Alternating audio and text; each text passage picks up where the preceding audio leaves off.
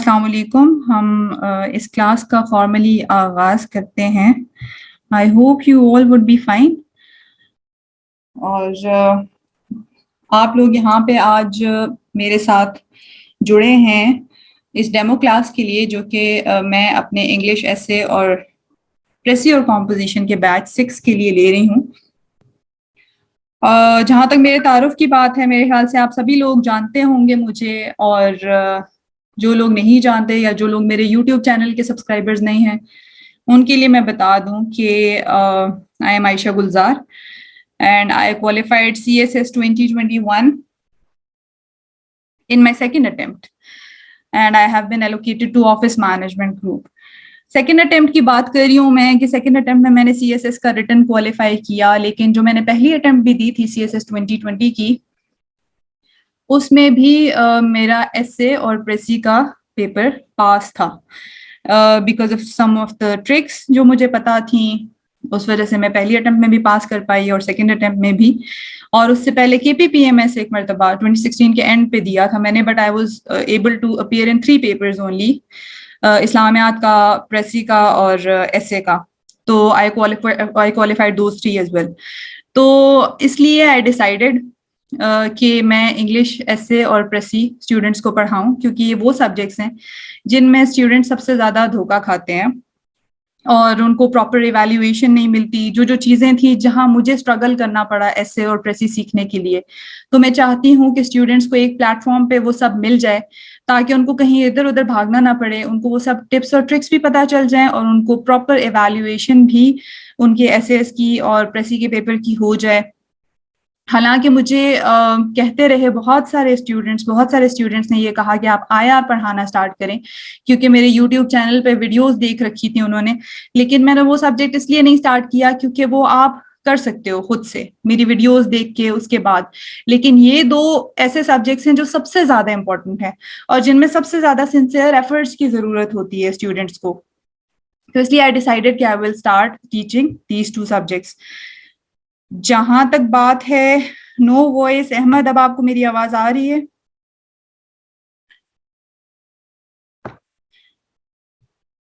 अच्छा, बाकी के आपके मैसेजेस जनरल ही हैं, आवाज के बारे में हैं। काइंडली मुझे बता दीजिएगा मेरी आवाज क्लियर है तो हम आगे बढ़ें।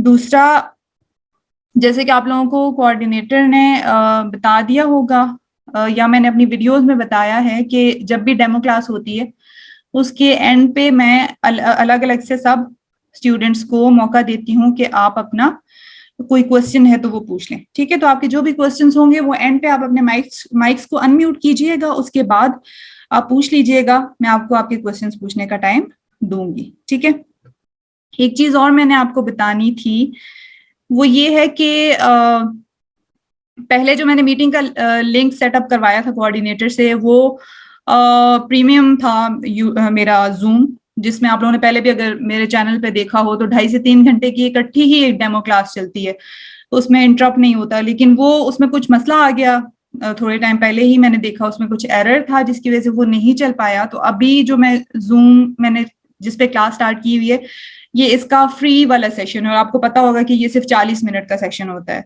तो थोड़ी सी हमारी इसमें डिस्टर्बेंस आएगी कि क्लास 40 मिनट बाद खत्म हो जाएगी, लेकिन मैं इसका दोबारा से लिंक जनरेट करके फेसबुक पेज अगर आप लोगों ने फॉलो किया हुआ है, अगर नहीं किया हुआ तो it is with the same title, learn to lead with Ayesha, या फिर मेरे चैनल पे ही मैं पेस्ट कर दूंगी कम्युनिटी वाले टैब में जाकर। और जिन लोगों ने फेसबुक पेज या यूट्यूब नहीं फॉलो किया हुआ और डायरेक्टली कोऑर्डिनेटर से लिंक लिया था, वो कोऑर्डिनेटर को मैसेज कर दें, कोऑर्डिनेटर उनको लिंक दे देंगे। ये थोड़ा सा बीच में इशू आएगा, मैंने सोचा मैं शुरू में बता दूं। यूजुअली नहीं आता, कभी भी नहीं आया, इस मर्तबा थोड़ा सा ये एरर आ गया कुछ जूम के प्रीमियम जो पैकेजेस हैं उनमें। अच्छा, इंस्टाग्राम पे भी मैं शेयर कर दूंगी, तो इस वजह से ये थोड़ी सी इंटरप्शन होगी। ठीक है, तो वो हम लोग मेरे ख्याल से 3 से 4 सेशंस में आज की क्लास जाएगी, जो यूजुअली एक ही साथ होती है। लेकिन 3 या 4 पार्ट्स जितने भी हैं मैंने रिकॉर्डिंग पे लगाया हुआ है, मैं चैनल पे भी अपलोड कर दूंगी, ताकि अगर किसी से कुछ मिस हो तो वो दोबारा से देख सके। ठीक है, तो चलें फॉर्मली शुरू करते हैं। बिस्मिल्लाहिर्रहमानिर्रहीम। आज के सेशन में क्या क्या होगा पहले ये देख लेते हैं। आज के सेशन में मैं आपको डिटेल में बताऊंगी कि किस तरह से जो मैं क्लासेस लेती हूँ, मेरा जो पूरा बैच चलता है 1 महीने का इंग्लिश ऐसे और प्रेसी और कॉम्पोजिशन के पेपर्स का, उनमें क्या होता है, किस तरीके से आपको असाइनमेंट्स मिलती हैं, कैसे लेक्चर्स होते हैं, किस तरह से उसकी इवैल्यूएशन होती है, वो सब। फिर हम थोड़ा सा पढ़ लेंगे, हम ऐसे की टाइप्स के बारे में पढ़ लेंगे, हम ये पढ़ लेंगे कि टॉपिक को किस तरह से ब्रेक डाउन किया जाता है, हम ये देख लेंगे कि what is checked in an essay. ठीक है, आप बाद में भी जो लोग सेशन को ज्वाइन करेंगे मेरी क्लासेस को, वो देखेंगे कि जो चीज बहुत ज्यादा इंपॉर्टेंट होती है उसको मैंने गोल्डन हाईलाइट किया हुआ होता है। ठीक है, एसे में बेसिकली चेक क्या होता है, तो ये चीज मैंने आपको बतानी है क्योंकि माइंड में ये चीज रखना बहुत जरूरी है।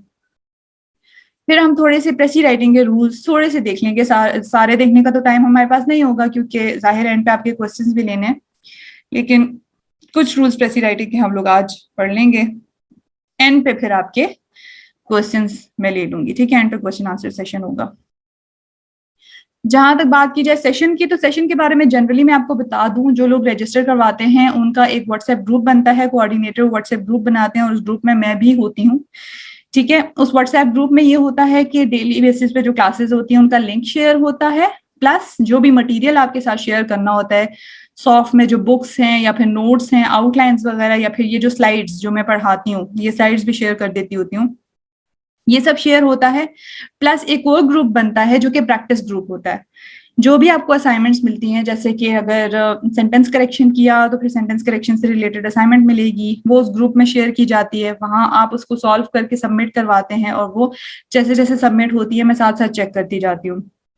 इसी तरह से लेट्स सपोज ऐसे का इंट्रोडक्शन पढ़ा है तो इंट्रोडक्शन के लिए फिर मैं असाइनमेंट देती हूँ कि चलें इंट्रोडक्शन पैराग्राफ लिख के लेके आए, वो आप लिखते हैं, आप उसकी पिक्चर्स ग्रुप में शेयर करते हैं, वहीं पे साथ साथ आपको इवेल्युएट होके मिलती रहती हैं, तो उस ग्रुप में प्रैक्टिस होती रहती है। फिर जैसे ही क्लासेस कंप्लीट होती हैं इसी तरह से पूरी प्रेसी की प्रैक्टिस, हर एक चीज की जो छोटी छोटी चीज हम पढ़ते हैं साथ साथ आपको प्रैक्टिस करने के लिए मिलती है।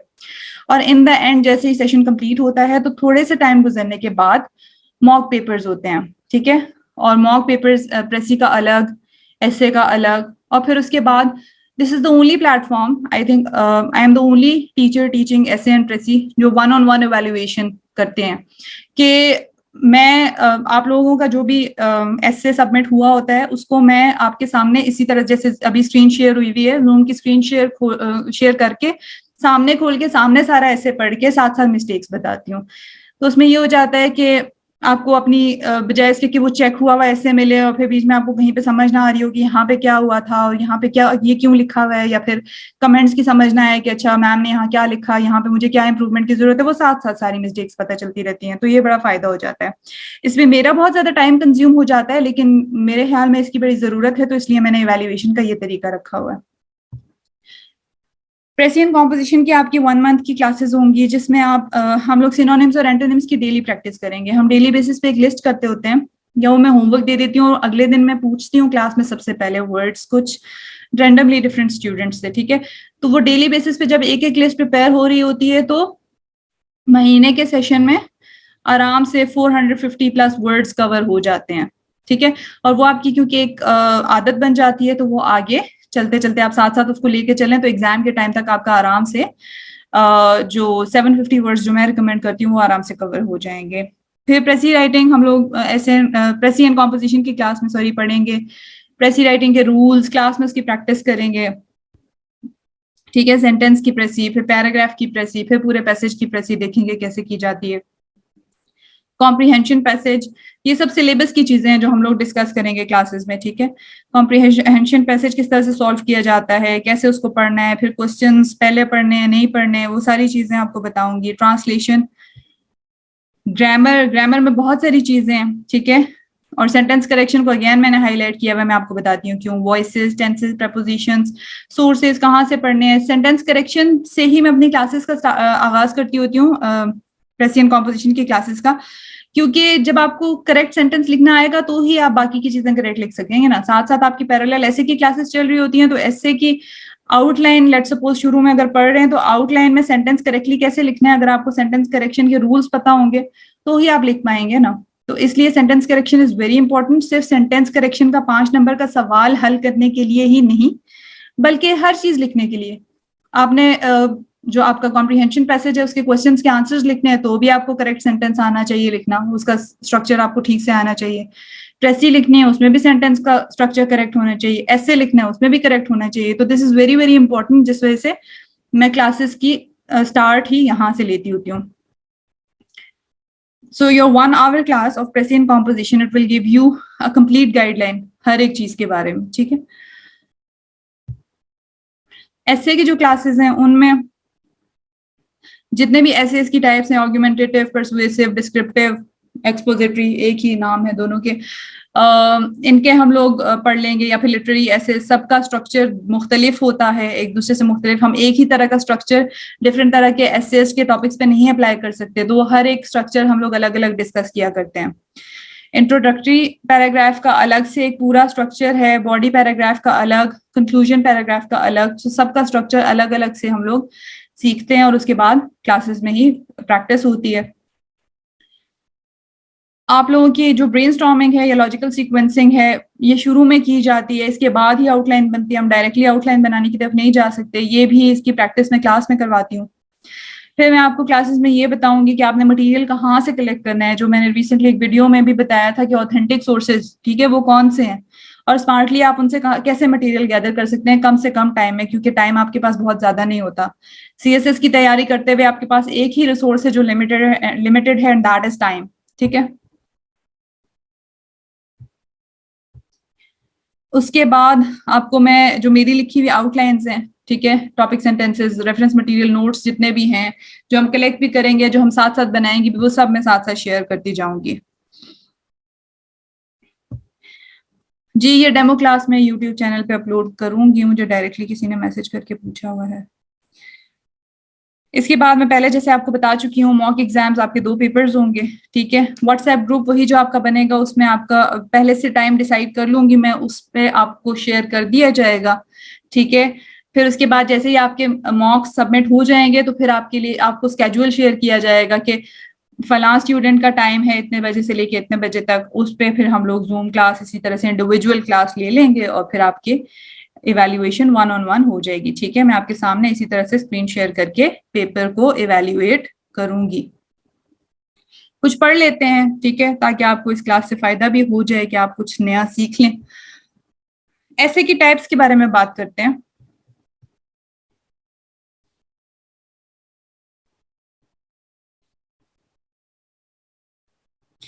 जी दाऊद, 2 सब्जेक्ट्स हैं तो 2 एग्जाम्स ही होंगे ना, मॉक एग्जाम्स, एक ऐसे का और एक प्रेसी का, और सेशन 1 महीना ही होगा। जी हाँ, चलें देखिए। टाइप्स ऑफ एसेज में सबसे पहले होती है एक्सपोजिटरी एसे, या फिर इसको एक्सप्लेनेटरी भी कहते हैं या डिस्क्रिप्टिव एसे भी कहते हैं, ठीक है। एक्सपोजिटरी, एक्सप्लेनेटरी, डिस्क्रिप्टिव एसेज, तीनों एक ही एसे के 3 डिफरेंट नाम है, ठीक है। अब इस एसे की पहचान कैसे की जाती है, क्वेश्चन एंड पे पूछिएगा प्लीज। इस एसे की पहचान किस तरीके से की जाती है, देखें, pros and cons of globalisation, ये एक टॉपिक है, सीएसएस 2021 में आया था। एक टॉपिक है Pakistan informal economy, the way forward, ठीक है। एक्सपोजिटरी ऐसे की पहचान हम कैसे करेंगे, और हम उसको एक्सपोजिटरी ऐसे के स्ट्रक्चर के अकॉर्डिंग फिर लिखना होगा हम लोगों को। तो उसकी पहचान इस तरह से है कि देखें, एक सीधी सी स्टेटमेंट की फॉर्म में जब आपको टॉपिक गिवन होता है, ठीक है, जिसको आपने जस्ट मजीद एलैबोरेट या एक्सप्लेन करना होता है, वो आपका एक्सपोजिटरी या एक्सप्लेनेटरी या डिस्क्रिप्टिव ऐसे होता है, ठीक है। अब देखिए, pros and cons of globalisation एक सीधी सीधी चीज है, इस पे कोई फेवर या अगेंस्ट में आर्ग्यूमेंट डेवलप नहीं हो रहा, ठीक है। इसी तरह से Pakistan informal economy, the way forward, आपको एक डायरेक्शन गिवन है कि पाकिस्तान की इनफॉर्मल इकोनॉमी के लिए वे फॉरवर्ड कैसे, वे फॉरवर्ड क्या है, कैसे उसको फॉर्मल बनाया जाए, कैसे उसको डॉक्यूमेंट किया जाए, वगैरह वगैरह, जो भी वे फॉरवर्ड आपके माइंड में है, ठीक है। तो ये आपको एक सीधी सीधी चीज बताई हुई है, आप लोगों ने इसको जस्ट मजीद इलेबोरेट कर देना है, ये एक्सपोजिटरी ऐसे होता है, ठीक है। एक्सपोजिटरी ऐसे पे आप आर्ग्यूमेंट नहीं डेवलप कर रहे होते, आप उसको सीधा सीधा जस्ट एक्सप्लेन कर रहे होते हैं, टॉपिक को मजीद खोल के बयान कर रहे होते हैं, ठीक है, सिंपल वर्ड्स में अगर मैं कहूँ तो। फिर आ जाता है आपका अच्छा, एक और टॉपिक देख लें, promoting tourism in Pakistan, opportunities and challenges. सीधा सीधा आपको बताया हुआ है टूरिज्म को प्रमोट करने के, पाकिस्तान में टूरिज्म को प्रमोट करने की अपॉर्चुनिटीज क्या है, चैलेंजेस क्या है, वो बता दें। उसके बाद होते हैं लिटरेरी एसेज। लिटरेरी एसेज किसी कोटेशन, कोई लिटरेरी स्टेटमेंट आपको गिवन होती है, ठीक है, उसमें से आपने उसका मीनिंग एक्सट्रैक्ट करके उसको रियल लाइफ पे अप्लाई करके बताना होता है। और लिटरेरी एसेज की पहचान बहुत ज्यादा आसान है, क्योंकि ये आपको कोई लिटरेरी स्टेटमेंट की फॉर्म में गिवन होते हैं। जैसे I do not agree with what you have to say, but I will defend to death your right to say it, ठीक है। फ्रीडम ऑफ स्पीच पे बेस्ड है ये टॉपिक, ठीक है। I fall upon the thorns of life, I bleed, ठीक है, life की डिफरेंट सफरिंग्स हैं, ठीक है, उससे रिलेटेड आप उसके साथ रिलेट करके फिर रियल लाइफ एग्जांपल्स देके लिटरेरी एसेज बना सकते हैं। तो लिटरेरी एसेज का भी अपना एक स्ट्रक्चर है, ठीक है, इसकी आउटलाइन अपने एक स्पेसिफिक स्ट्रक्चर के अकॉर्डिंग बनाई जाती है, उसके बाद उस पर पैराग्राफ्स बिल्ड किए जाते हैं। तो लिटरेरी एसेज की पहचान यही है कि कोई कोटेशन होगी, किसी स्टेंजा का एक वर्स होगा, कोई लिटरेरी स्टेटमेंट होगी, तो इस पे आपने लिटरेरी ऐसे लिखना होगा। फिर आ जाते हैं आर्गुमेंटेटिव या परसुएसिव एसेज। मेरे नजदीक ये सबसे ज्यादा इंपॉर्टेंट टाइप ऑफ एसेज है, ठीक है। और अगर आप ये अटेम्प्ट करते हैं तो आपके पास एक रूम होता है कि आप अपने एसे को बाकियों के एसे से थोड़ा सा डिफरेंट बना सकें, ताकि एग्जामिनर का उस पर ध्यान जाए और आपके पास होने के चांसेस ज्यादा से ज्यादा हों। आर्गुमेंटेटिव या परसुएसिव एसेज कैसे होते हैं, देखें, human inventions move societies backward, ये सीएसएस 2021 में आया था। दूसरा टॉपिक है, is Pakistan ready for digital revolution, ये सीएसएस 2020 में आया था। अब ये जो दो टॉपिक्स हैं, इनमें पहला जो टॉपिक है human inventions move societies backward, मैंने आपको पहले ये कहा था कि एक्सपोजिटरी ऐसे की पहचान ये होती है कि वो एक स्टेटमेंट की फॉर्म में ऐसे होता है, ठीक है। लेकिन अब ये भी तो एक स्टेटमेंट की फॉर्म में है। अब यहाँ पे हम कैसे डिफरेंशिएट करेंगे कि ये एक्सपोजिटरी ऐसे नहीं है बल्कि आर्गुमेंटेटिव ऐसे है, उसको हम डिफरेंशिएट ऐसे करेंगे कि देखिए, अगर एक स्टेटमेंट है, ठीक है, और उस पे आपको सीधा सीधा स्टेटमेंट पढ़ के आपको ये नजर आ रहा है कि आपको एक डायरेक्शन में गिवन ये डिबेटेबल स्टेटमेंट है, तो आप फिर उसको आर्गुमेंटेटिव या परसुएसिव ऐसे के स्ट्रक्चर के अकॉर्डिंग लिखेंगे। अब human invention move societies backward, ये एक ऐसा टॉपिक है जिसपे आप ये भी तो सोच सकते हैं कि नहीं, ह्यूमन इन्वेंशन तो बहुत सारी ऐसी भी हुई हैं जिन्होंने सोसाइटीज को फॉरवर्ड मूव करवाया है, डेवलप करवाया है। तो how come one can say कि human invention move societies backward, तो ये एक आर्गुमेंटेटिव स्टेटमेंट बन गया, इस पे आर्गुमेंट हो सकता है, ठीक है, इसलिए ये आर्गुमेंटेटिव ऐसे होगा भले ये स्टेटमेंट की फॉर्म में हो, ठीक है।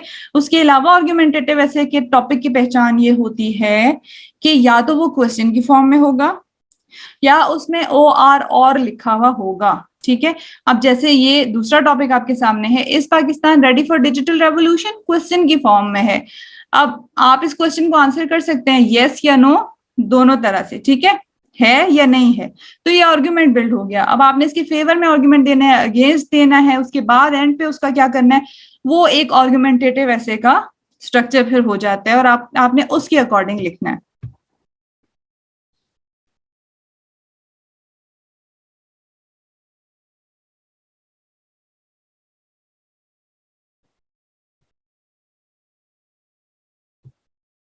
चलें, स्क्रीन अगर कट रही है, शो नहीं हो रही, तो मेरे ख्याल से वो आपका अपना इंटरनेट का इशू है।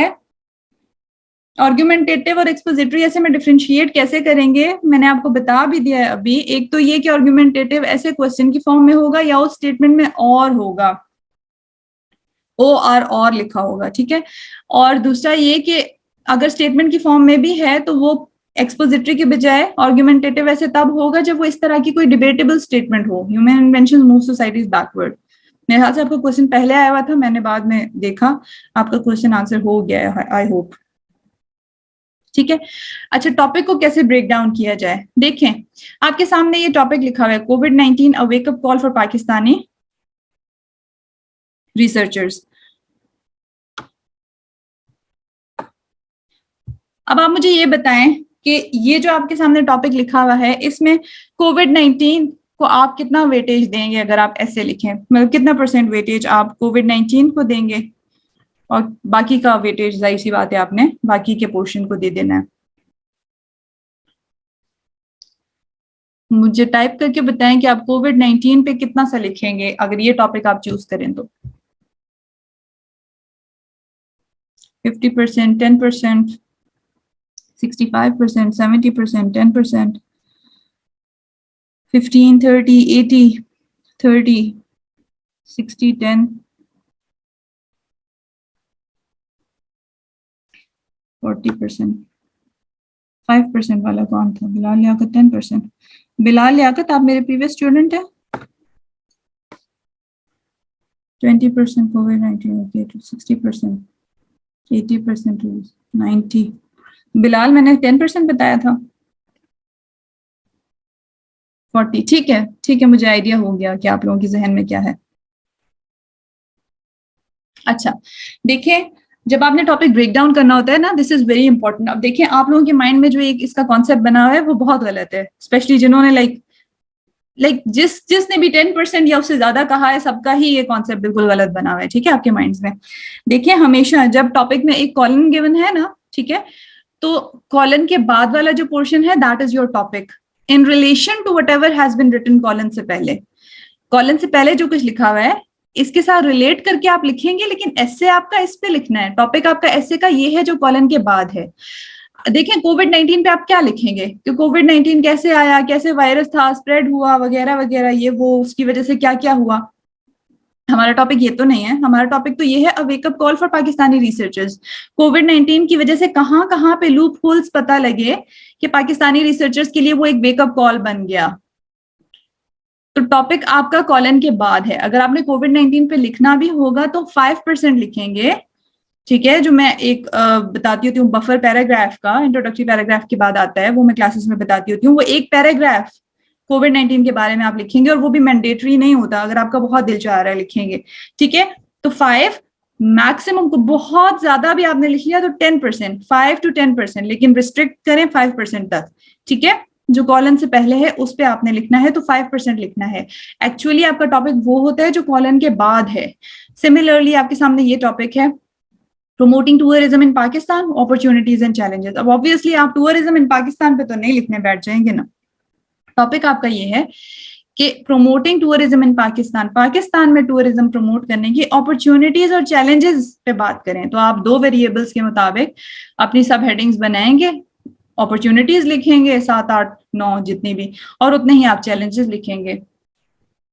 रिकमेंडेशंस का मैं ये रिकमेंड करती हूँ कि जब आपसे नहीं मांगी हुई होती तो नहीं दें। अगर बहुत ज्यादा आपका दिल चाह रहा है आप दें, तो आप एंड पे 1 या 2 रिकमेंडेशंस दे दें, ज्यादा नहीं। जब आपसे एक चीज नहीं मांगी हुई तो आप अपने ऐसे का 1/3 पोर्शन उसको कैसे दे सकते हैं, ठीक है। तो 2 वेरिएबल्स हैं, आप उसको उसके अकॉर्डिंग लिखेंगे। 10 मिनट रह गए हैं मीटिंग खत्म होने में। जैसे मैंने शुरू में बताया था कि कुछ इश्यू आ गया था मेरा जो दूसरी मीटिंग थी उसमें, इसलिए मैं दोबारा से जो लिंक है वो अपने फेसबुक पेज पे, इंस्टाग्राम पे और यूट्यूब पे पेस्ट करूंगी जैसे ही क्लास एंड होगी। तो आपने वहां से दोबारा से मीटिंग ज्वाइन कर लेनी है। जिन्होंने कोऑर्डिनेटर से लिंक लिया था वो कोऑर्डिनेटर को मैसेज करें तो वो आपको दे देंगे लिंक।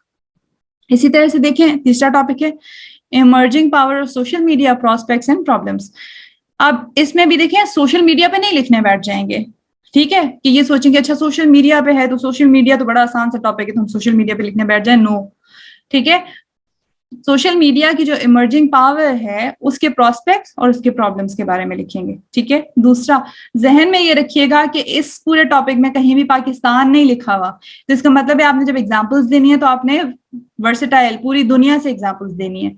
और यहाँ पे पाकिस्तान की बात हो रही है तो यहाँ पे एग्जाम्पल्स पाकिस्तान की ही होंगी। टॉपिक में ये चीज भी जहन में रखा करना है। सिर्फ अगर जनरल टॉपिक है और सिर्फ पाकिस्तान की एग्जाम्पल्स दे रहे हैं तो वो भी बड़ा मसला होता है।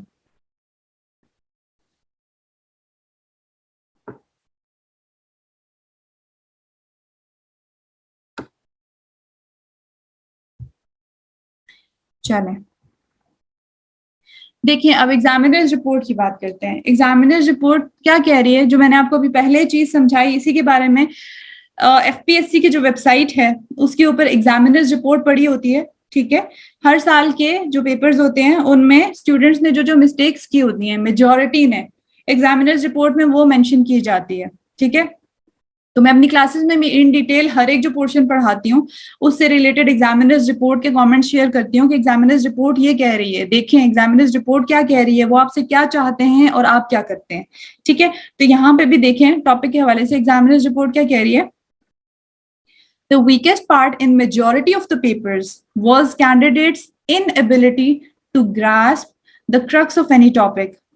Each topic was based on some argument, which in turn required the candidate to explore the relation of two major variable aspects clearly stated in the topic. The candidates delineated only to one aspect, while the other was insufficiently explored or completely ignored.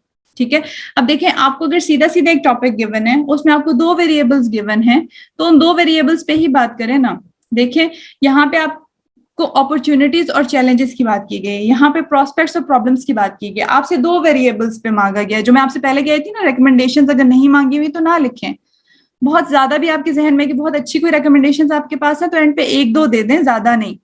लेकिन जब आपसे वो पूछ रहा है topic में opportunities बताएं, challenges बताएं, प्रोस्पेक्ट्स बताएं, प्रॉब्लम्स बताएं, तो आप इक्वल वेटेज देकर, मतलब जितने अपॉर्चुनिटीज के पॉइंट्स हैं उतने ही चैलेंजेस के पॉइंट्स दे दें, एक आधा ऊपर नीचे हो सकता है। इस तरह से जितने प्रोस्पेक्ट्स दे रहे हैं उतने ही प्रॉब्लम्स दें।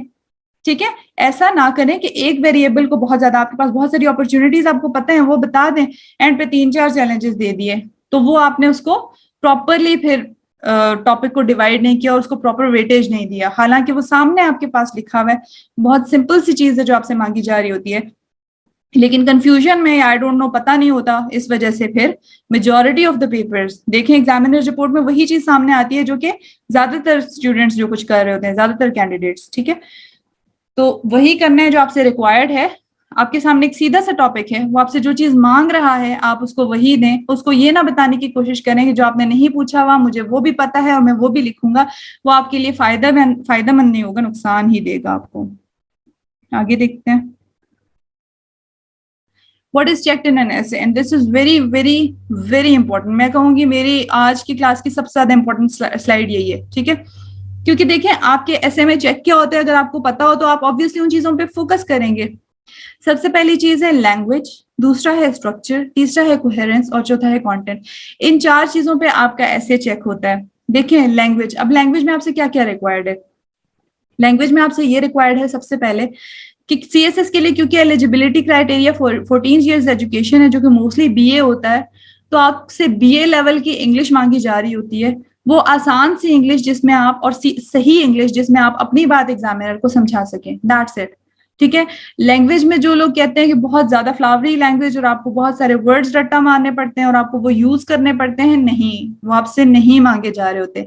और अगर आप इस तरह से करेंगे और एग्जामिनर को इम्प्रेस करने की कोशिश करेंगे तो उल्टा आप खुद डिप्रेस हो जाएंगे, क्योंकि एग्जामिनर तो आपसे इम्प्रेस होगा नहीं। ठीक है, लैंग्वेज में आपसे सिर्फ ये रिक्वायर्ड होता है कि आप ग्रामेटिकली करेक्ट इंग्लिश लिखें। ठीक है, आपका स्ट्रक्चर ठीक हो, और तीसरी चीज, जिस टॉपिक को आप लिख रहे हैं उससे रिलेटेड जार्गन्स होने चाहिए। अगर आप इकोनॉमी पे बात कर रहे हैं, ठीक है, तो आप ये नहीं कहेंगे कि रेवेन्यू कलेक्शन और जो आपका एक्सपेंसेस हैं उनका डिफरेंस, आप कहेंगे फिस्कल डेफिसिट। ठीक है, इसी तरह से आप ये नहीं, आप करंट अकाउंट डेफिसिट की बात करेंगे। ठीक है, आप इकोनॉमी में और लाइक बजट से रिलेटेड बात करेंगे, आप बाकी जितने भी इकोनॉमी से रिलेटेड जार्गन है, इस वक्त मेरे जहन में 2-3 ही आए, मैंने आपके सामने बोल दिया। ठीक है, इसी तरह से अगर कोई इंटरनेशनल रिलेशन से रिलेटेड टॉपिक है तो अगर आपने मेरी वीडियोस देखी हो मैं उनमें भी बताती हूँ। ठीक है, तो इंटरनेशनल रिलेशन से रिलेटेड टॉपिक है, क्योंकि अब देखें सीएसएस 2022 के पेपर में 4-5 टॉपिक्स इससे रिलेटेड थे, तो आप उसके जार्गन यूज करेंगे। ठीक है, आप एग्जामिनर को बताएंगे कि आप ये जो पर्टिकुलर टॉपिक है इसके सब्जेक्ट को इन डेप्थ पढ़ के आए हैं। ठीक है, तो जो स्पेसिफिक वर्ड्स उस सब्जेक्ट से रिलेटेड होते हैं वो आपको यूज करने होते हैं। फिर आ जाती है स्ट्रक्चर की बात। स्ट्रक्चर देखें, जैसे मैंने आपको पहले बताया कि एसे के जो डिफरेंट टाइप्स हैं उनका अपना अपना हर एक का स्ट्रक्चर है। ठीक है, वो स्ट्रक्चर आपको फॉलो करना होगा। अगर आपका टॉपिक है आर्गुमेंटेटिव एसे का और आपने उसको स्ट्रक्चर लिख दिया उसका एक्सपोजिटरी एसे का, तो फिर तो बात नहीं बनेगी। ठीक है, तो स्ट्रक्चर आपको वो फॉलो करना होता है जो कि उस एसे का है। ठीक है, फिर कोहेरेंस और कोहेजन पे मैं एक पूरी क्लास लेती हूँ बिकॉज ये बहुत ज्यादा इंपॉर्टेंट है। और मैंने अगर ऐसे पास किया है, ठीक है, तो उसकी पीछे वजह यही थी कि मैंने इस पे बहुत ज्यादा फोकस रखा होता था। जब मैं लिख रही होती थी पैराग्राफ्स, तो मेरा ये फोकस होता था कि मेरे जो आइडियाज हैं वो कनेक्टेड हों, उनमें कोहेरेंस हो, ठीक है। अब देखिए कोहेरेंस और कोहेजन क्या है। कोहेरेंस ये होता है कि आपका एक पैराग्राफ से दूसरे पैराग्राफ, दूसरे से तीसरे पैराग्राफ की तरफ जो फ्लो जा रहा है, उसमें जो बीच में कनेक्टिंग वर्ड्स हैं वो आपने लाजमी लिखे हुए हो, ठीक है। प्लस आपका ऐसे इस तरह से ना हो कि आपने शुरू में उसके से रिलेटेड कोई पॉलिटिकल पॉइंट दे दिया, उसके बाद कोई सोशल पॉइंट दिया, उसके बाद फिर आपने कोई इकोनॉमिक पॉइंट दे दिया, फिर जाके आपने कोई पॉलिटिकल एक दो पॉइंट्स दे दिए। नहीं, एक तरह के पॉइंट्स एक जगह, उसके बाद दूसरी तरह के, उसके बाद तीसरी तरह के, तो उस तरह से आपके ऐसे में कोहेरेंस आएगी। कोहेजन ये होती है कि आपका जो पूरा पैराग्राफ होता है जो आप लिखते हैं, एक हर एक बॉडी पैराग्राफ, उसके अंदर जितने भी सेंटेंसेस होते हैं वो आपस में कनेक्टेड हों। ऐसा ना लगे कि आपने एक टॉपिक सेंटेंस तो लिखा है लेकिन उसके बाद का सेंटेंस आपने कहीं से उठा के कॉपी पेस्ट किया हुआ है या कहीं से रट्टा मार के लिखा हुआ है, सामने पता चल जाता है। मेरे सामने इस तरह के एसेज आते हैं, स्टूडेंट्स लिखते हैं, लेके आते हैं और सामने पता लग रहा होता है। फिर मैं पूछती हूँ कि ये कहीं से कॉपी पेस्ट किया है, तो वो कहते हैं हाँ। क्यों? क्योंकि नजर आ जाता है। मैं इस वक्त ये 6 बैच है जिसके लिए मैं डेमो क्लास ले रही हूँ, इससे पहले मैं 5 बैचेस को पढ़ा चुकी हूँ। लेकिन ये चीज अगर मुझे इतने एक्सपीरियंस के बाद भी पता चल जाती है आराम से, तो सोचें जो एग्जामिनर्स हैं जिनका 10-10 साल का एक्सपीरियंस है, उनको तो ऊपर नजर डालते साथ ही ये चीज नजर आ जाती है, ठीक है। तो कोहेजन इज वेरी इंपॉर्टेंट कि आपका एक सेंटेंस से दूसरा, दूसरे से तीसरे सेंटेंस की तरफ जो फ्लो जा रहा हो विद इन द पैराग्राफ, उसमें कोई भी डिसकनेक्टिविटी नजर ना आए, ठीक है। And the fourth one is content. Content आपका जो है वो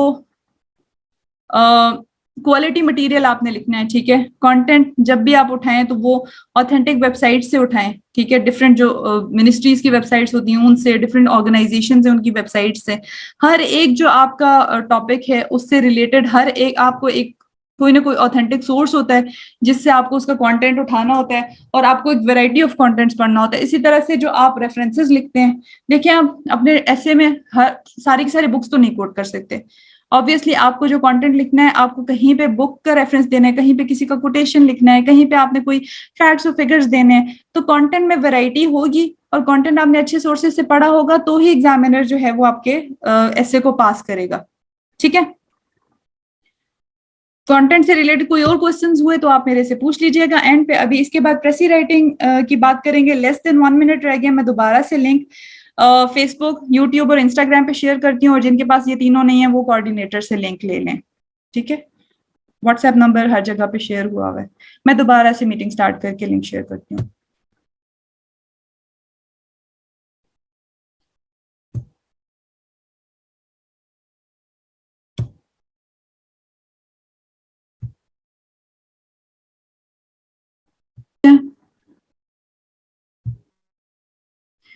फरहान, आपके क्वेश्चन कहाँ से मैं एंड पे दे देती हूँ।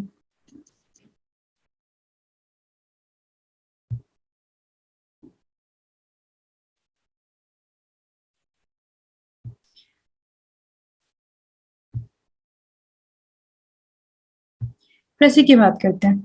प्रेसी राइटिंग का आपके पेपर में 20 मार्क्स का क्वेश्चन होता है। जो क्वेश्चन नंबर 2 होता है प्रेसी एंड कॉम्पोजिशन के पेपर का, वो प्रेसी लिखने का होता है। आपको एक पैसेज गिवन होता है जिसकी अभी जो स्टैंडर्ड लेंथ है वो है 400 टू 450 वर्ड्स, और उसकी आपने प्रेसी लिखनी होती है, यानी कि आपने उसका 1/3 लिखना होता है।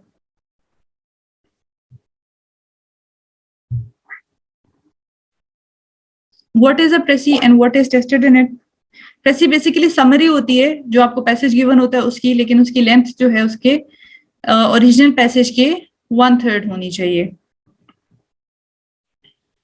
इसमें आपके कॉम्प्रिहेंशन स्किल्स टेस्ट की जाती हैं, क्योंकि आपको जब आप इंशाल्लाह सीएसपीज बन जाएंगे तो आपने बहुत कुछ पढ़ के उसको कॉम्प्रिहेंड करके रिप्रोड्यूस करना होगा। इसलिए ये रिक्वायर्ड होता है कि आपके पास ये कॉम्प्रिहेंशन स्किल हो कि आप एक चीज को पढ़ के फिर उसको शॉर्टन करके रिप्रोड्यूस कर सके। आपने बेसिकली करना ये होता है कि आपने ग्रास्प करना होता है ओवरऑल आइडिया जो पैसेज का होता है, और उसको अपने वर्ड्स में लिखना होता है, ठीक है। द की इज कि आपने जो एग्जामिनर का लिखने का अंदाज है उसको कॉपी नहीं करना होता।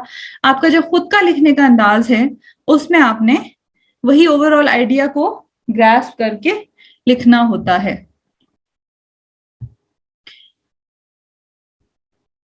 उसके बाद ये कि देखिए, अगर आपको ये लगता है कि आप किसी और की लिखी हुई प्रेसी को देखें और उसके साथ फिर अपनी लिखी हुई प्रेसी को कंपेयर करें, और फिर आपको ये पता लगेगा कि आपकी प्रेसी ठीक है या नहीं। तो ये प्रेसी को चेक करने का बहुत गलत तरीका है, ठीक है। हर एक प्रेसी डिफरेंट होती है। एक चीज को आपने कैसे देखा, कैसे परसीव किया, और किसी दूसरे के माइंड ने कैसे देखा और कैसे परसीव किया, वो ऑब्वियसली दो डिफरेंट चीजें होंगी, ठीक है। व्हेन आई वाज प्रिपेयरिंग, तो मैं और मेरी फ्रेंड हम दोनों बैठ के एक ही जगह सुबह से लेकर रात तक बैठते थे और पढ़ते थे, लेकिन हम लोग जब किसी पैसेज की प्रेसी लिखते थे तो वो टोटली एक दूसरे से डिफरेंट होती थी, ठीक है। तो इसलिए प्रेसी एक दूसरे की, आपकी किसी दूसरे से, किसी दूसरे की किसी तीसरे से प्रेसी डिफरेंट होगी, ठीक है। तो आप किसी दूसरे की लिखी हुई प्रेसी के साथ अपनी प्रेसी को कंपेयर ना करें और ये ना सोचें कि ये देखकर मुझे ये पता लगे। बस आपने अपने जहन में ये चीज रखनी है कि जो आपसे मेन चीज रिक्वायर्ड होती है प्रेसी में, वो ये होती है कि आप ओवरऑल आइडिया आपको पैसेज का समझ में आ जाए और आप उसको अपने वर्ड्स में लिख लें। ओवरऑल आइडिया ही समझ में आना होता है, क्योंकि उसके अलावा जो एक्स्ट्रा डिटेल होती है वो तो आपने प्रेसी में लिखनी नहीं होती। प्रेसी राइटिंग के लिए रूल्स क्या है प्रेसी में? सबसे पहली चीज तो ओरिजिनल जो पैसेज है उसकी 1/3 के जितनी लेंथ होनी चाहिए आपकी प्रेसी की। दूसरी चीज ये होती है कि आपको होलिस्टिक एक टाइटल देना होता है अपनी प्रेसी को। देखें, आपकी प्रेसी जब आप लिखते हैं तो जो क्वेश्चन होता है उसके 20 मार्क्स होते हैं, लेकिन उसमें जो 5 मार्क्स होते हैं वो आपके टाइटल के होते हैं और 15 मार्क्स प्रेसी के होते हैं। टाइटल को 5 मार्क्स देने का यही मकसद है कि टाइटल इज वेरी इंपॉर्टेंट, ठीक है। तो मैं हमेशा अपनी क्लासेस में जब टाइटल की बात करती हूँ तो मैं एक अम्ब्रेला बनाती होती हूँ कि आपकी जो प्रेसी का टाइटल है वो एक अम्ब्रेला की तरह है, ठीक है। और अम्ब्रेला की ये जो छत होती है, इसने क्योंकि इसके नीचे का जितना भी एरिया है, ठीक है, उसको कवर किया हुआ है, तो इसी तरह से जो आपका टाइटल है उसने अपने नीचे पूरी की पूरी प्रेसी को कवर किया होता है। तो ये टाइटल जो आपका होता है ये ना तो बहुत ज्यादा ब्रॉड हो कि ये आपके प्रेसी को कवर करने के बजाय उसके स्कोप से बाहर निकल जाए, और ना ये बहुत ज्यादा नैरो हो कि ये जितना भी प्रेसी का स्कोप है उसको कवर ही ना करे। कैसे? लेट सपोज जो आपका जो पैसेज है वो इस बारे में है कि वुमेन एजुकेशन इन पाकिस्तान, ठीक है, और वुमेन एजुकेशन इन पाकिस्तान, और उसके आपको चैलेंजेस बताने हैं और आपको उसका वे फॉरवर्ड बताना है। लेट सपोज पैसेज इस बारे में था, ठीक है, और आपने जो है वो लेट सपोज आपने उसको टाइटल दे दिया वुमेन एजुकेशन इन पाकिस्तान सिर्फ, ठीक है। तो आपने बहुत ब्रॉड टाइटल दे दिया, ठीक है। और या फिर आपने उसको इस तरह का टाइटल दे दिया जिसमें आपने किसी एक या दो चैलेंजेस की बात कर ली। Let suppose managing funds for women education in Pakistan, तो आपने बहुत नैरो डाउन कर दिया कि आपने सिर्फ एक चैलेंज की बात कर ली, managing funds for women education in Pakistan. तो आपका जो टाइटल है वो नैरो हो गया, आपका जो प्रेसी थी वो टाइटल से बाहर है। और अगर आप सिर्फ ये लिखते हैं वुमेन एजुकेशन इन पाकिस्तान तो आपका टाइटल बहुत ब्रॉड हो गया और आपका जो पैसेज था वो बहुत छोटा सा था, ठीक है। लेकिन जब आप ये कहेंगे जो पैसेज आपको गिवन था वो इस बारे में था women education in Pakistan challenges in way forward, जब आप इसी बारे में आपका पैसेज था और यही टाइटल आपने अपनी प्रेसी को दे दिया, तो इसका मतलब है कि आपने एक होलिस्टिक टाइटल दे दिया जो कि पूरी तरह से इनकॉर्पोरेट कर रहा है जितना कुछ भी उस पैसेज में गिवन था और जितना कुछ भी आपने अपनी प्रेसी में फिर उठा के लिख दिया है, ठीक है। तो आपकी प्रेसी का title is like an umbrella जिसने कवर किया हुआ होता है पूरी की पूरी प्रेसी को, और उस प्रेसी से बाहर भी नहीं होना चाहिए प्रेसी के स्कोप से, और नैरो भी नहीं होना चाहिए। फिर मैं ये इरेज कर देती हूँ। अच्छा, प्रिसीजन रिक्वायर्ड होती है लेकिन फिर भी आपने सारे के सारे important points of the original passage भी लिखने होते हैं। देखिए, आपको प्रिसाइजली लिखना होता है क्योंकि जाहिर सी बात है एक जो आपके सामने पैसेज है उसको आपने कॉन्ट्रैक्ट करके 1/3 लेंथ के जितना लिखना है, तो आपको प्रिसाइज तो लिखना ही है। लेकिन फिर भी उस प्रिसीजन के चक्कर में आपने कोई इंपॉर्टेंट पॉइंट मिस नहीं करना, आपको सारे के सारे इंपॉर्टेंट पॉइंट्स अपनी प्रेसी में लिखने होते हैं।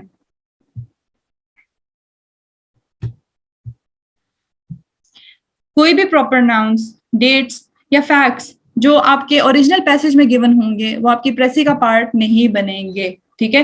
कभी कभार ये एक एक्सेप्शन होती है, ठीक है, लेकिन मोस्ट ऑफ द टाइम्स आपने प्रॉपर नाउन्स नहीं लिखने, कोई डेट्स गिवन है आपने नहीं लिखनी, कोई फैक्ट्स गिवन है आपने नहीं लिखने। फॉर एग्जांपल, अगर इस तरह से लिखा हुआ है इन द ईयर्स 1968, 1967, 1968, 19 एंड 1969, ठीक है, और उसके आगे जो डिटेल गिवन है वो एक इंपॉर्टेंट पॉइंट बनता है कि उसके बगैर, उसको स्किप किए बगैर प्रेसी नहीं हो सकती, तो आपने फिर यूं लिखना है इन द लेट 1960s, ठीक है, आपने उसकी अलग से डेट्स नहीं मेंशन करनी। इसी तरह से अगर प्रॉपर नाउन्स हैं, जगहों के नाम हैं, ठीक है, या फिर पर्सनालिटीज के हैं, वो वहां पे मेंशन है लेकिन वो इंपॉर्टेंट डिटेल में नहीं आते तो आपने उनको स्किप करना है, ठीक है।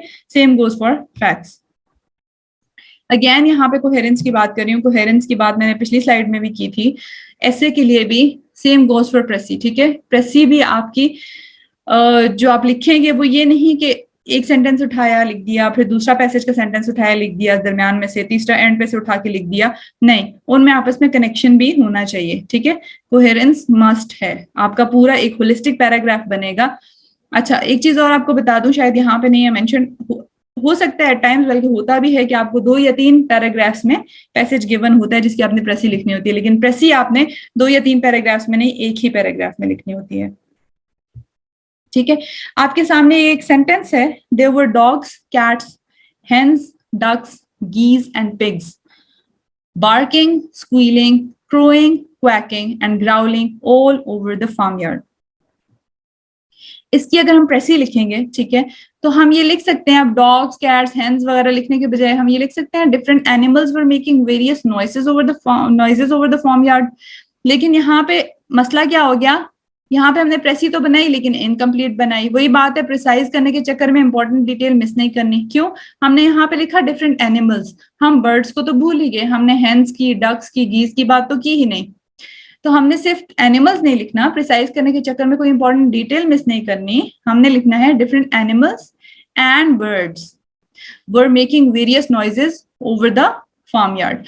अब देखें यहाँ क्या हुआ, जो ओरिजिनल सेंटेंस है उसका आइडिया क्या है, यही है ना कि बहुत सारे एनिमल्स और बर्ड्स थे, डिफरेंट नॉइजेस वो प्रोड्यूस कर रहे थे, और ये मेन आइडिया था, इसको उठा के हम लोगों ने लिख दिया प्रिसाइज करके।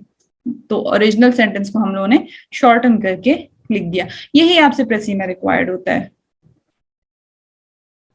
ये कुछ मेरे जो प्रीवियस स्टूडेंट्स थे उनका फीडबैक, मैं यूजुअली जो कोऑर्डिनेटर हैं वो डिफरेंट जगहों पे शेयर करते रहते हैं, लेकिन मैंने इस दफा ये यहाँ पे इनकॉर्पोरेट किया है। बस एक मैं जल्दी जल्दी से इसको यहाँ से गुजार रही हूँ। You can take screenshot and see how I teach. तो if you want to join, you can. आपको फायदा होगा, that I can say with surety.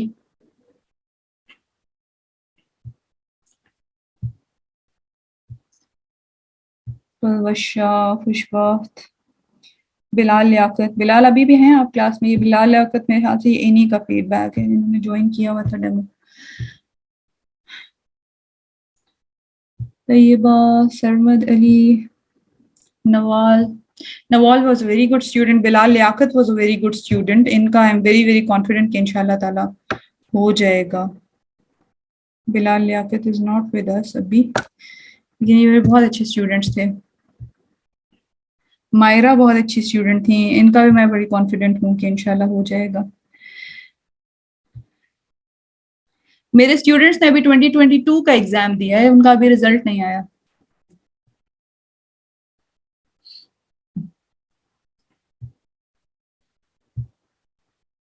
This is Talha, Saira,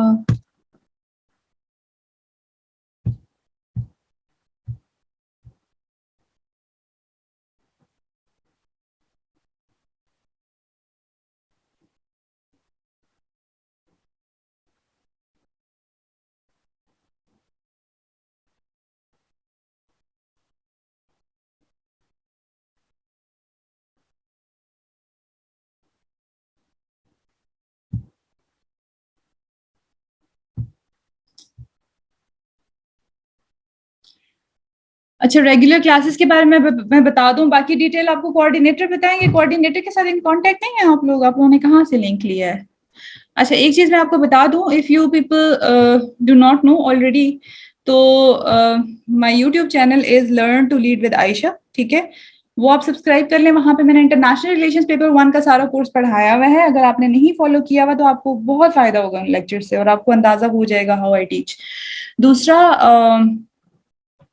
coordinator का नंबर इज, मैं टाइप कर देती हूँ, he will tell you all the details. और क्लासेस का मैं आपको बता देती हूँ, क्लासेस का सॉरी मैंने डायरेक्ट सेंड कर दिया है। This is the coordinators number, अगर आपके पास नहीं है तो you can contact with him for all the details. Regular classes मैंने 15 अगस्त से स्टार्ट करनी थी, लेकिन क्योंकि ये इसमें इशू आ गया था आज की क्लास में, जिसकी वजह से, थैंक यू दाऊद, जिसकी वजह से मुझे ये दोबारा से अभी इमरजेंसी में लिंक जनरेट करना पड़ा। तो I will first upload it on the channel, ताकि जो बाकी के लोग थे जो अप्रोच कर रहे थे और जो नहीं ले सके ये सेशन, वो देख लें। तो रजिस्ट्रेशन टाइम पहले तो 15 तक था और 15 से क्लासेस स्टार्ट करनी थी, लेकिन अब इंशाल्लाह क्लासेस 20th of अगस्त से स्टार्ट होंगी रेगुलर क्लासेस। बाकी की डिटेल्स आपको कोऑर्डिनेटर दे देंगे। एक चीज जो बहुत इंपॉर्टेंट है जो मैंने आपसे कहनी है वो ये है कि जितनी भी चीजें आप क्लासेस के दौरान सीखेंगे, ठीक है, वो आपने एग्जाम तक किसी और को नहीं बतानी, खुद तक रखनी है। खुद तक रखेंगे तो वो आप तक ही रहेंगी और आपके पेपर में ही एग्जामिनर को नजर आएंगी ना, ठीक है। और अगर वो आपने शेयर कर दी तो फिर आपने अपने सीक्रेट टिप्स किसी और को भी दे दी, यानी आपने अपने मार्क्स किसी और को दे दिए। तो ये आपने खुद तक रखना है, ठीक है। बाकी आपके जो क्वेश्चंस हैं मैं आप लोगों को अनम्यूट करने की परमिशन दे देती हूँ।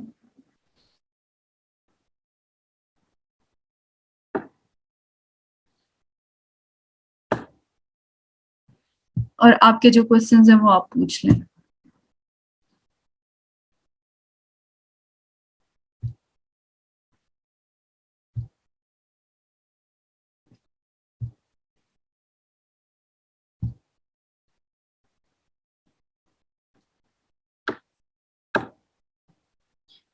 You can raise your hands one by one, ताकि मैं आपको वन बाय वन अनम्यूट कर लूं और आप अपने क्वेश्चंस पूछ लें, ठीक है। जिनके क्वेश्चंस इस सेशन में रह गए, मैं दोबारा से मीटिंग का लिंक उसी तरह से आपको दे दूंगी, और आपने फेसबुक पे, यूट्यूब पे, इंस्टा पे आपने वहां से दोबारा से लेके ज्वाइन कर लेना है। आप सबके क्वेश्चंस आंसर हो जाएंगे। जी मोहम्मद फरहान। अस्सलाम वालेकुम मैम। वालेकुम सलाम। मैंने आपका आईआर का जो है ना यूट्यूब से प्रिपेयर किया था, उसके बाद काफ़ी सारे यूट्यूब से और भी किए थे प्रिपेयर। बहुत अच्छा था आपका जो यूट्यूब का सेशन है आईआर का। Thank you. और इसके अलावा मेरा क्वेश्चन जो है वो इस साल के एसए से रिलेटेड है कि जो डिजिटल डेमोक्रेसी का आया था, पॉलिटिकल पार्टिसिपेशन और सोशल मीडिया के ऊपर, उसको थोड़ा सा आप ब्रीफ कर देंगे अगर, कि उसमें जो है ना क्या आउटलाइन प्रेफरेबल थी, और मतलब आपके स्टूडेंट्स ने अगर अटेम्प्ट किया है तो कैसा गया ऐसे। अच्छा फरहान, अभी तो उस पे ऑब्वियसली किसी भी ऐसे पे आउटलाइन के लिए ब्रेनस्टॉर्मिंग करनी पड़ती है। लाइक आप रैंडम टॉपिक दे दो तो ऑब्वियसली उस पे मैं भी आपको पूरी आउटलाइन तो नहीं बता सकती, लेकिन ये है कि क्लास में मैं इस पे डिस्कशन जरूर करूंगी, क्योंकि 2022 के एग्जाम के बाद से अभी तक मैंने बैच नहीं लिया, तो इस पे अभी हम लोगों की डिस्कशन नहीं हुई।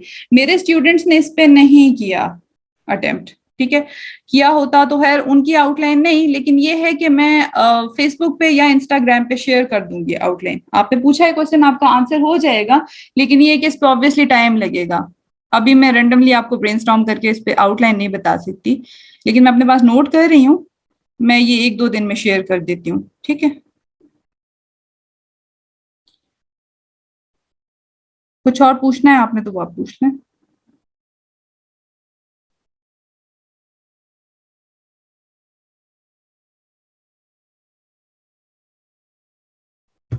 चलें दाऊद, आप पूछें।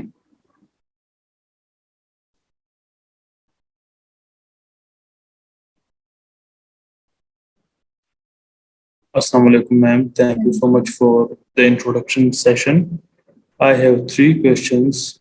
The first question is that how is your essay class going to be different from other teachers or instructors?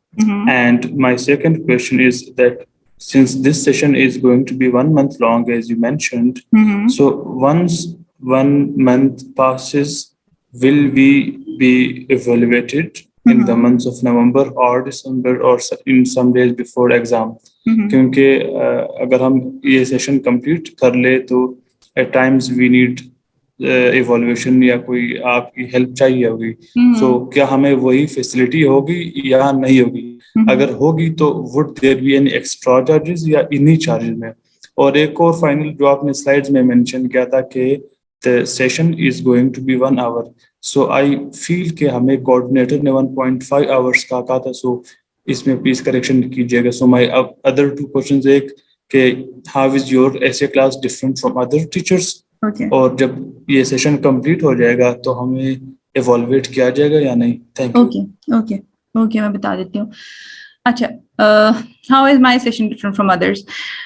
देखिए, सब टीचर्स अच्छा पढ़ाते हैं, ठीक है, सबके बताए हुए तरीके कुछ एक दूसरे से डिफरेंट होते हैं और सभी के कोई ना कोई स्टूडेंट्स पास हो रहे होते हैं, ठीक है, तो पढ़ाते सब टीचर्स अच्छा है, लेकिन I am confident about my session. उसके पीछे रीजन ये है कि मैंने जो तरीका सीखा, ठीक है, वो मैंने 2 डिफरेंट टीचर से सीखा और जो बातें मुझे उनकी स्ट्रांग लगी मैंने दोनों को कंबाइन करके अपना एक तरीका बनाया और वो तरीका मैंने कोई 1 दफा नहीं, 2 दफा नहीं, 3 दफा अप्लाई करके तीनों मर्तबा ऐसे और प्रेसी दोनों पेपर्स पास किए, ठीक है। तो आई एम कॉन्फिडेंट इनफ कि जो तरीका मैं फॉलो कर रही हूँ वो ठीक है। और ऐसा लाइक एक KPPMS का था और 2 CSS के थे और CSS की भी जो दोनों अटेम्प्ट्स थे वो मैंने एक किसी और सेंटर से दिया था और दूसरा किसी और सेंटर से, तो इट इज वेरी अनलाइकली कि दोनों मर्तबा मेरा पेपर किसी एक ही एग्जामिनर के पास गया होगा, ऑब्वियसली डिफरेंट एग्जामिनर के पास ही गया होगा, लेकिन 2 डिफरेंट तरह के एग्जामिनर्स अगर एक ही तरह की फॉलो किए हुए ट्रिक्स को वो पास करें तो इट मीन्स के वो तरीका सही है, ठीक है। दूसरा ये, आप लोगों के जो मॉक्स हैं वो जो सेशन के एंड पे होंगे जो कि इंक्लूडेड हैं फॉर दिस सेशंस भी, वो एक ऐसे का होगा और एक प्रेसी का होगा। अदर देन दैट बाकी सारे के सारे स्टूडेंट्स जो हैं they are in touch with me और वो अलग से उनकी कोई भी क्वेरीज होती हैं तो वो पूछते हैं, उनके जो क्वेश्चंस वगैरह होते हैं वो मैं आंसर करती हूँ, कोई वो आउटलाइन वगैरह भेज दें तो वो भी मैं इवेल्युएट कर देती हूँ। But as far as full length essays are concern तो वो मैं एग्जाम तक इवेल्युएट नहीं कर रही होती। हाँ, इवेल्युएशन अलग से है, इवेल्युएशन के लिए अलग से हैं चार्जेस, बट ये है कि एग्जाम तक जो भी क्वेरीज होती हैं स्टूडेंट्स की वो मेरे साथ इन कांटेक्ट रहते हैं, मैं उनको ब्लॉक नहीं करती, तो वो मेरे से पूछते रहते हैं, अभी भी पूछते हैं, जो पिछले बैचेस के स्टूडेंट्स हैं सब। अभी बिलाल चले गए हैं, वो मेरे आई थिंक बैच 1 या बैच 2 के स्टूडेंट थे, वो आपको ज्यादा बेहतर बता सकते थे। I hope it is answered. जी फरहान, अच्छा फरहान आई थिंक आपने पूछ लिया है। एहतशाम, अगर नहीं पूछा तो मुझे चैट में बता दें, मैं फिर से आपको। अस्सलाम वालेकुम मैम, क्या हाल है? अल्लाह का शुक्र, ठीक है मैम। उस टाइम मेरा इंटरनेट का इशू आ रहा था तो मैंने आर्गुमेंटेटिव एसे के बारे में क्वेश्चन करना था। हाँ जी पूछिए। ये आर्गुमेंटेटिव एसे में हम उस जो टॉपिक गिवन होगा उसके फेवर में या उसके अपोजिट में हम अपने आर्गुमेंट्स दे सकते हैं, या अगर कुछ फैक्टर्स हों जो उसके फेवर में और कुछ उसके अपोजिट जा रहे हैं तो हम दोनों को लेकर भी चल सकते हैं? दोनों देने होते हैं, फेवर में भी देने होते हैं, अगेंस्ट भी आर्गुमेंट्स देने होते हैं, लेकिन जो साइड आपने लेनी होती है उसके आर्गुमेंट्स ज्यादा देने होते हैं और दूसरी साइड के आर्गुमेंट्स को कम वेटेज देना होता है। अगर दोनों का मतलब हम मिड में होके दोनों इक्वली जा रहे हैं तो वो भी लेकर फिर एग्जामिनर को ये इंप्रेशन मिलता है कि आप कोई डिसाइड ही नहीं कर पा रहे, आप एक साइड ले ही नहीं पा रहे। ठीक है, थैंक यू मैम। फरहान, मैं आपको दोबारा से अनम्यूट कर देती हूँ, आप दूसरे वाले फरहान हैं। जी फरहान। अस्सलाम वालेकुम ma'am. First of all ma'am, आपका सेशन बहुत अच्छा था, बहुत इजी तरीके से आपने समझाया है और कोई मतलब एम्बिग्यूटी नहीं रहती, जो भी टॉपिक आप पढ़ाती हैं बहुत अच्छी तरह से समझ में आता है। और सेकंड मैम, मैंने ये पूछना था कि ये जो हम अक्सर टीचर्स बात करते हैं कि हमने ऐसे में रेफरेंसेस देने होते हैं, आर्गुमेंट देना होता है और एविडेंस, मतलब इस तरह की बात करते हैं, तो इसका क्या मीनिंग होता है? क्या डिफरेंस है आर्गुमेंट और एविडेंस में? और ये जो रेफरेंसेस होते हैं इसका क्या फायदा होता है? मतलब ये हम क्यों यूज करते हैं? बिना रेफरेंस के हम ऐसे नहीं लिख सकते क्या? अच्छा, तो काइंडली इसको थोड़ा सा एड्रेस कर दीजिएगा। Thank you. देखिए, आर्गुमेंट की स्पेसिफिक वाली बात करें, आर्गुमेंट ये है जो कुछ भी आप ऐसे में लिख रहे हैं वो आपका आर्गुमेंट है, सिंपल एज दैट, ठीक है। आप बॉडी पैराग्राफ लिख रहे हैं, उसमें आप जो सेंटेंसेस लिख रहे हैं वो आपका आर्गुमेंट है, लेकिन अपनी बात को सब्सटेंशिएट करने के लिए आपको वहां पे कोई ना कोई एग्जाम्पल देनी पड़ती है, किसी को कोट करना पड़ता है कि जो बात मैं कह रहा हूँ वो प्राइम मिनिस्टर ऑफ पाकिस्तान ने भी कुछ इस तरीके से कही थी, ठीक है। या आपको कहीं कोई किसी वेबसाइट का रेफरेंस, किसी ऑर्गेनाइजेशन का रेफरेंस देना पड़ता है, ठीक है। मतलब आपने मेंशन करना होता है कि the same has been refer to, ठीक है, या फिर the same has been explain by फलां फलां फलां, ठीक है। या फिर आपने कोई स्टेटिस्टिक्स कहीं से उठाए हुए। एविडेंस, बेसिकली एविडेंस का मतलब ये होता है कि आपने किसी का रेफरेंस देना है, चाहे वो कोई पर्सनालिटी है या कोई बुक है या कोई फैक्ट्स या फिगर्स आपने मेंशन करने हैं, इन सब को कलेक्टिवली हम एविडेंस कहते हैं। यानी कि बेसिकली आपने जो एग्जांपल देनी होती है अपने पैराग्राफ में, दैट इज एविडेंस, ठीक है, आपने कोई जो रेफरेंस देना है, किसी बुक का हवाला देना है, किसी पर्सनालिटी को मेंशन करना है, दैट इज एविडेंस। आपने किसी ऑर्गेनाइजेशन की कोई रिपोर्ट मेंशन करनी है, दैट इज एविडेंस, और वो रिक्वायर्ड होता है। देखिए, आप अपनी बात करें, आप चाहे कितनी ही अच्छी बात करें, जब तक उसको सब्सटेंशिएट करने के लिए, सपोर्ट करने के लिए आप कोई एविडेंस नहीं देंगे, आपका पैराग्राफ स्ट्रॉन्ग पैराग्राफ कंसिडर नहीं किया जाएगा। ठीक है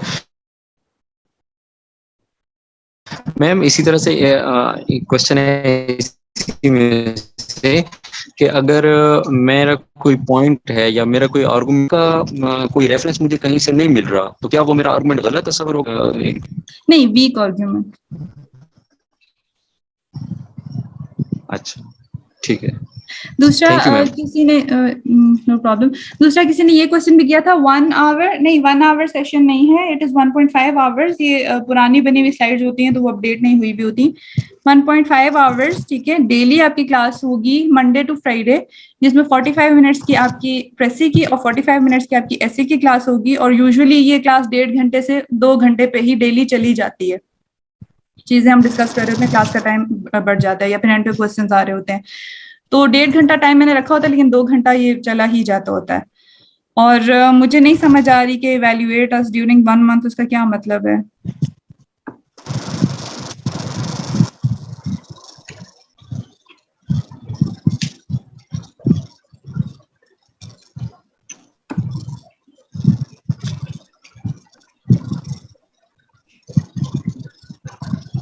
जी अब्दुल रहमान।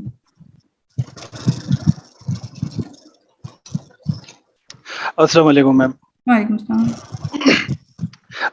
मैम, मेरा आपसे एक सवाल ये है कि मैम टू द पॉइंट बात करूंगा। मेरी जो बैचलर्स है वो है इन चाइनीज लैंग्वेज, तो मेरा इंग्लिश के साथ मतलब दूर दूर तक कोई ऐसा वो ताल्लुक नहीं है ना। तो मैम, मैंने अप्लाई करना था स्कॉलरशिप के लिए, जो कि अनफॉर्चुनेटली नहीं हुआ कोविड की वजह से, चाइना में वो लॉकडाउन है। तो फिर मैंने ऑप्ट किया कि मैं कंपटीशन एग्जाम्स की तैयारी करता हूँ इस साल डेट में। तो मैम, क्या मेरे लिए क्या क्या कैसे वो है जो मैं फॉलो कर सकूँ, और मैं ये जो लोग प्रिपरेशन कर रहे साल डेट से, मैं उनके साथ एक लेवल पे आगे खड़ा हो सकूँ? क्या ऐसे मैम आप मुझे कोई चीज़ बता दें जिसको मैं फॉलो कर सकूँ? नो डाउट मैम, मेहनत लाजमी है इसमें, मुझे पता है, लेकिन ऐसे और प्रेस ये मैंने अभी तक टच नहीं किए। बाकी सब तो सिलेबस आपने कवर करना होता है, उसके लिए यही बाकी मैम, बाकी सब टॉपिक जो सब्जेक्ट्स हैं उनका आपने सिलेबस कवर करना होता है। वो तो जैसे आप पढ़ेंगे वैसे ही बाकी लोग पढ़ेंगे, भले आपका बैचलर चाइनीज लैंग्वेज में हो, साथ साथ इंसान अपडेट रहता है, न्यूज वगैरह सुनता रहता है, तो पता होता है कि क्या चल रहा है, ठीक है। उसके अलावा अगर किसी स्टूडेंट ने बीएस किया हुआ है इंटरनेशनल रिलेशंस में, तो उसको एनवायरमेंटल साइंसेस का इतना आइडिया नहीं होगा, तो उसके लिए एनवायरमेंटल साइंसेस जिस तरह से एक 100 मार्क्स का सब्जेक्ट होगा और उसका सिलेबस होगा, वैसे ही आपके लिए भी होगा, ठीक है। तो आप ये चीज ना सोचें कि कैसे होगा, बाकी सब्जेक्ट्स तो हो जाएंगे। ऐसे और प्रेसी की जहां तक बात है, ऐसे अगर इंग्लिश के लिहाज से आप कह रहे हैं कि रिटन इंग्लिश, इंग्लिश लैंग्वेज, उसका स्ट्रक्चर वगैरह, आपको वो चीजें सीखनी होंगी, ग्रामर सीखनी होगी आपको नए सिरे से। और ये रेमंड मर्फी की बुक है, ऑक्सफोर्ड इंग्लिश प्रैक्टिस ग्रामर की बुक है एक तो ये, और दूसरी रेमंड मर्फी, दोनों बहुत अच्छी हैं और आपको ऑनलाइन आराम से मिल जाएंगी, सॉफ्ट में भी।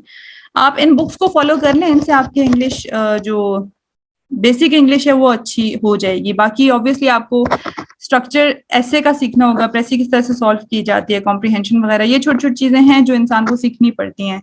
अब वो आप जैसे भी सीखें, that is up to you, ठीक है।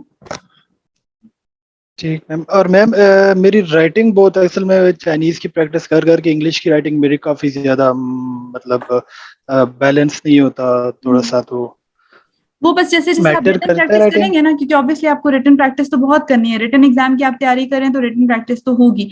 वैसे हैंड राइटिंग इतना ज्यादा मैटर नहीं करती, क्योंकि मेरी अपनी भी हैंड राइटिंग को बहुत अच्छी नहीं है, लेकिन okay ma'am, okay ma'am, so nice of you. No problem.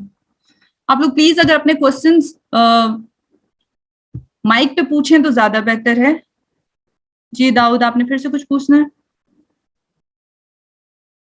Yes ma'am, मेरा जो पहला क्वेश्चन था उसी के रिलेवेंट ही है। ये 1 मंथ सेशन में मॉक एग्जाम तो होगा, 1 फॉर एसे 1 फॉर प्रेसे, मगर इसके अलावा अगर हम कोई एवेल्युएशन करवाना चाहते तो आप जरूर करेंगे।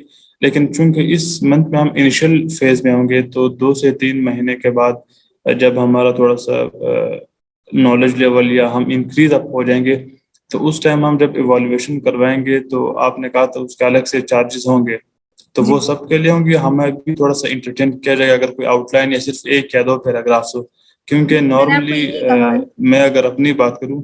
हाँ जी, सॉरी, जी बोलें, आप कंप्लीट करें। क्योंकि मैंने ये प्लान किया हुआ था कि जो हमें वहाँ पर एक आप हमें इवेलुएट करेगी, सो 95% मैंने प्लान किया हुआ था कि मैं ये कोर्स ज्वाइन करूँगा। बट जब आपने ये कहा कि उसके अलग से चार्जेस होंगे, सो देन मतलब उसके फिर एक तरह से डिफरेंट चीज़ हो जाएगी इवोल्यूशन, तो फिर हम वो भी करवा सकते क्लासेस ना ले तो। डिफरेंट चीज हो जाएगी, मैं नहीं समझी आपकी बात।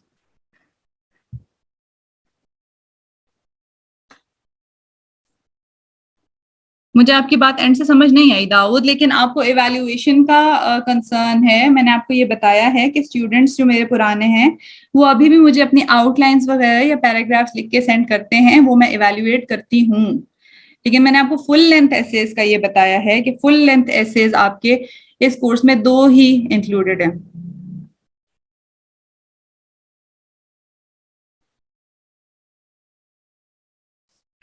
जी इस्माइल।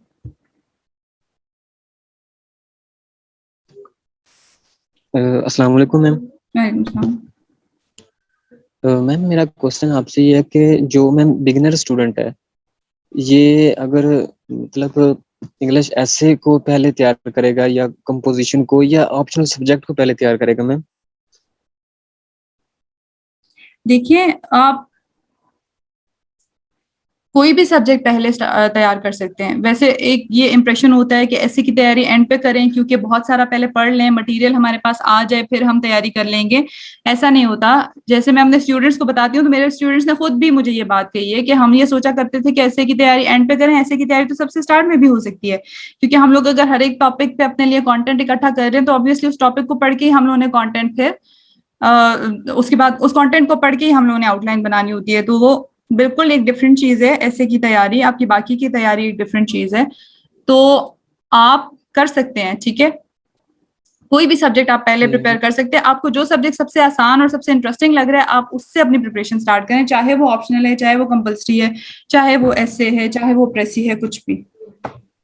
तो मैम मैक्सिमम टाइम कितना हम दे सकते हैं ऐसे को? तो इसमें तो कंफ्यूजिंग है मैम। नहीं, ऐसे के लिए आप इस तरह से टाइम रखिए ना, लाइक वीकली बेसिस पे या फिर फोर्टनाइटली बेसिस पे आप एक ऐसे लिखें, या तो संडेज रखें ऐसे के लिए। एक दिन में आप ऐसे का कंटेंट इकट्ठा करके उस पे आउटलाइन बना के कर सकते हैं, ठीक है। या फिर हर संडे को नहीं हो सकता, तो एक छोड़ के आप इस तरह से कर दें, एक मंथ में 2 एसेस तो लिखें ना फुल लेंथ। ठीक है मैम, थैंक यू।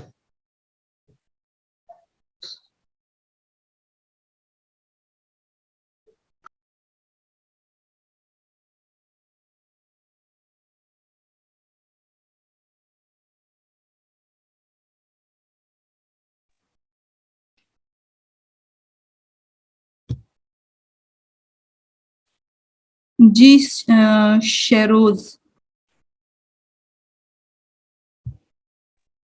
अस्सलाम वालेकुम मैम। वालेकुम सलाम। अस्सलाम वालेकुम मैम। जी जी वालेकुम सलाम। मैम मेरा क्वेश्चन ये था कि मैं एक्चुअली लॉयर हूँ बाय प्रोफेशन, और मैं आगे जो है वो जुडिशरी के लिए एग्जामिनेशन की तैयारी कर रहा हूँ। तो बाकी तो सारे लॉ के सब्जेक्ट्स मैंने पढ़े हुए हैं, वो मुझे सारे तकरीबन मैं सेल्फ प्रिपेयर भी कर लूँगा, लेकिन क्योंकि कोई एकेडमी वगैरह नहीं है कोई पर्टिकुलर जो हमें इंग्लिश की तैयारी करवाए, तकरीबन सिलेबस सारा सेम ही है, कंप्रीहेंशन, कंपोजिशन वगैरह और ऐसे प्रेसी वगैरह सारे सेम ही है। तो मेरा ये था कि उसमें यही था कि प्रेफरेबल है मेरे लिए कि मैं सीएसएस पैटर्न पे तैयारी कर लूँ, या मुझे कोई लीगल एकेडमी ज्वाइन करनी चाहिए जहाँ से मैं ये, क्योंकि वो पर्टिकुलरली इंग्लिश पे वो कोई जो है वो नहीं दे रहे, अपना फोकस नहीं कर रहे इंग्लिश पे, तो इसलिए थोड़ा सा मैं कंफ्यूज पहले था भी इस मामले में। स्टूडेंट आए थे और उन्होंने सिलेबस भी शेयर किया था, वो भी इसी एग्जाम की प्रिपरेशन कर रहे थे, और वो सिलेबस वाकई में 90% सेम था। तो यही पैटर्न होता है, मैंने देखा वह सिलेबस आपका ऐसे का प्रेसी का। तो यही पैटर्न होता है और आपको इसी पैटर्न पे करना चाहिए, क्योंकि इस पैटर्न पे लाइक ये पैटर्न यूनिवर्सल है। आप CSS के पैटर्न पे सीख कर किसी भी और एग्जाम के लिए कर सकते हो उसको अप्लाई। मैंने खुद किया हुआ है बाकी के जनरल रिक्रूटमेंट के एग्जाम्स के लिए, रिटन जो टेस्ट होते हैं डिस्क्रिप्टिव, उनमें मैंने ये अप्लाई करके देखा हुआ है and it has been successful. Ma'am मेरा एक लास्ट क्वेश्चन यही था कि उन्होंने ना, क्योंकि हमारे सिलेबस में उन्होंने रिकमेंडेड बुक्स मेंशन कर दी हैं, जो सजेस्टेड रीडिंग्स जो होती हैं, तो समटाइम्स जो लास्ट टाइम जो पेपर हुआ था उसमें तो उन्होंने सजेस्टेड रीडिंग में से उन्होंने ऐसे उठा के दे दिया था, लेकिन इस टाइम उन्होंने जनरल एसेस भी दिए हुए हैं। तो ये प्रेफरेबल है कि सजेस्टेड रीडिंग्स ही पढ़ें, या जिस तरह आप नोट्स वगैरह या जिस तरह मटेरियल गैदर करवाएंगी वो करना भी ज्यादा प्रेफरेबल है इसमें? आप काइंडली अपना क्वेश्चन रिपीट कीजिएगा। मैम इसमें मैं ये कह रहा था कि हमें जो है ना, हमारी जो हाई कोर्ट की जो वेबसाइट है उस पर उन्होंने हमें जो है वो इंग्लिश का और उर्दू का जो है ना सजेस्टेड रीडिंग्स उन्होंने हमें बता दी थी कि यहाँ से जो है वो आपके एसेज वगैरह आ जाएंगे। जो लास्ट पेपर हुआ था उसमें से सजेस्टेड रीडिंग्स में से ही सारा पेपर आया हुआ था एसेज का। लेकिन जो इस टाइम पेपर हुआ है जो 2022 में हुआ है, वो उन्होंने जर्नल ऐसे जिस तरह CSS में ऐसे आ जाते हैं उस तरह से उन्होंने उठाए हुए थे, उन्होंने सजेस्टेड रीडिंग में से नहीं दिया था। तो अब क्वेश्चन ये है कि सजेस्टेड रीडिंग्स को पढ़ना चाहिए या जिस तरह CSS के लिए हम मटेरियल इकट्ठा करते हैं वो ज्यादा बेहतर है इसमें? मेरे ख्याल में ज्यादा प्रोबेबिलिटी यही है कि इस मरतबा भी जनरल टॉपिक्स आएंगे, क्योंकि हर एक एग्जाम आहिस्ता आहिस्ता कम्प्लेक्स होता जा रहा है। तो अगर सजेस्टेड रीडिंग्स में से ही चीजें आने शुरू हो जाएं तो वो एक तरह से एस्पायरेंट्स के लिए प्रेडिक्टेबल होती हैं, ठीक है। तो जिस तरह से CSS का भी अब बहुत सारी चीजों का पैटर्न चेंज हो गया है, जो बाकी के सब्जेक्ट्स हैं उनके जो पेपर्स हैं वो एनालिसिस बेस्ड आ रहे हैं, तो इसी तरह से मेरा नहीं ख्याल कि अब आपके भी सजेस्टेड रीडिंग्स में से आएंगे। ये मेरा अपना ख्याल है, कोई इससे डिफर कर भी सकता है, लेकिन मेरे ख्याल में अब आपके जनरल टॉपिक्स ही आएंगे, क्योंकि टाइम के साथ साथ कंपटीशन इतना इंक्रीज हो गया है। जी ma'am, thank you so much, मेरे क्लियर है question, thank you. You welcome जी। कश्यप पूछें। दाऊद, मैं कोऑर्डिनेटर से कहती हूँ आप रिप्लाई करें, आप अपने नाम के साथ करें उनको message.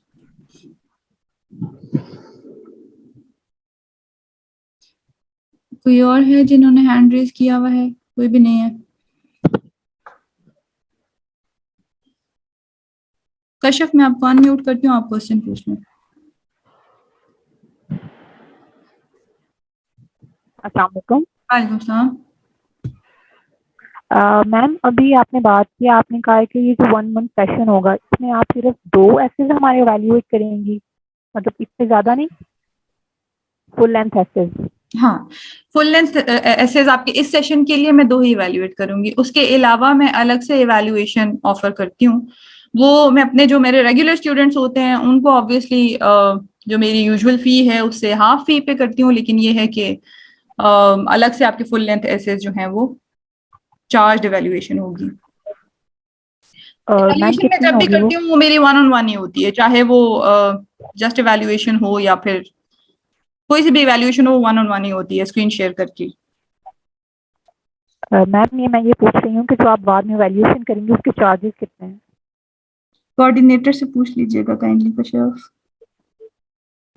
Okay, thank you ma'am. You welcome. मुझे नहीं अच्छा लगता लाइक चार्जेस और वो सब बात करना। किसी और का कोई और क्वेश्चन है? मैं दोबारा से मीटिंग लिंक शेयर करूं, मीटिंग बंद होने वाली है, जल्दी से बता दें, या फिर आप इस मीटिंग के नीचे ही कमेंट सेक्शन में YouTube पे क्वेश्चंस पूछ लीजिएगा। I hope the session was valuable for you. Allah Hafiz and all the best.